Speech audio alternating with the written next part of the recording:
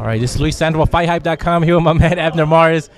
Abner, man, first of all, big change. You're here at Robert Garcia's Academy, man. What prompted the change for Abner Mares to come here and be in Riverside?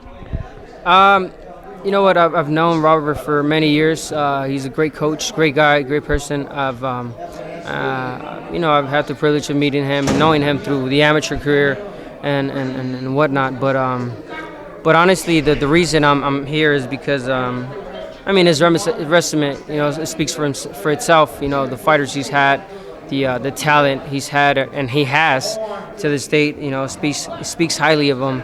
And I just wanted to make a change. I think people know me as a game changer. I like to change my game. I like to change my style. I like to change things. If I don't see things progressing in my end, in my camp, you know what? I'm going to change them, and that's what that's what we're here. And I feel really good, really confident with the Robert.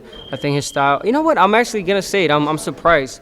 I totally had a different, conception about Robert, about his training method. I thought he was more, and honestly, my intentions were here to get a little bit more aggressive, a little bit more, head movement, a little bit more of that warrior star that I think and that I know I have.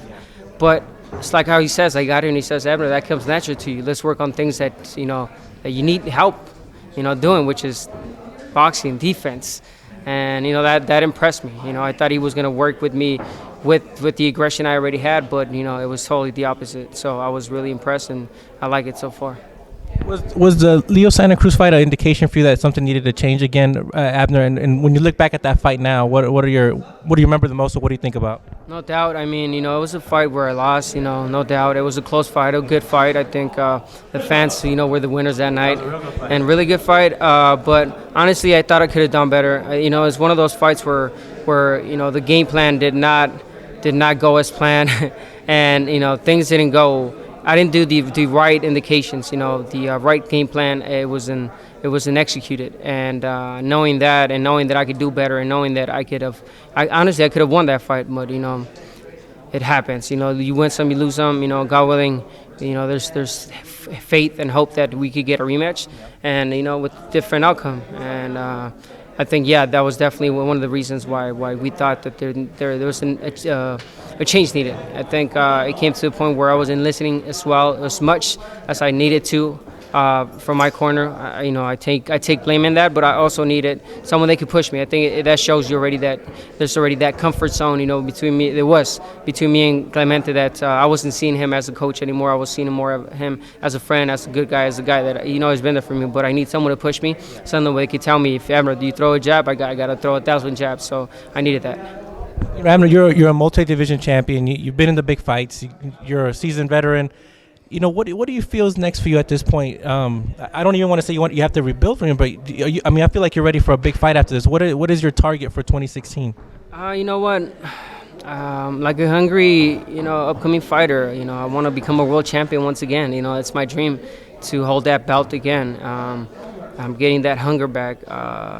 To conquer once again my weight class, to fight the best, and I think that no one's gonna ever gonna take that away from me. That I'm one of the few fighters that will fight anyone, anytime, to please the crowd and to be known as one of the fighters that never ducked anyone. So I'm in a really good weight class where really good fighters, and there is no bad fighter in this weight class.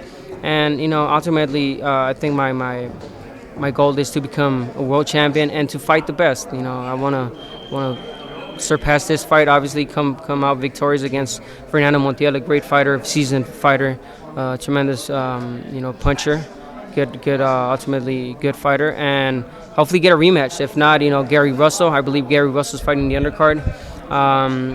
Also. Selby Lee Selby, it's another good fighter that I would love to fight. He's got the world title. Jesus Cuellar, another great fighter. He's got a title as well, and the rematch. So there's many fights. I'm not gonna go and get ahead of myself and say I want to call out Lomachenko and Reagan Dowds, and there's no need for that, because I mean, it's just impossible. Honestly, I don't see it happening. But if they were there, believe me, I would definitely pick those fights, knowing that they're tough fights, knowing that I could lose. Yeah, but you never go in a fight knowing that you're gonna win. There's no such thing as a fight won already.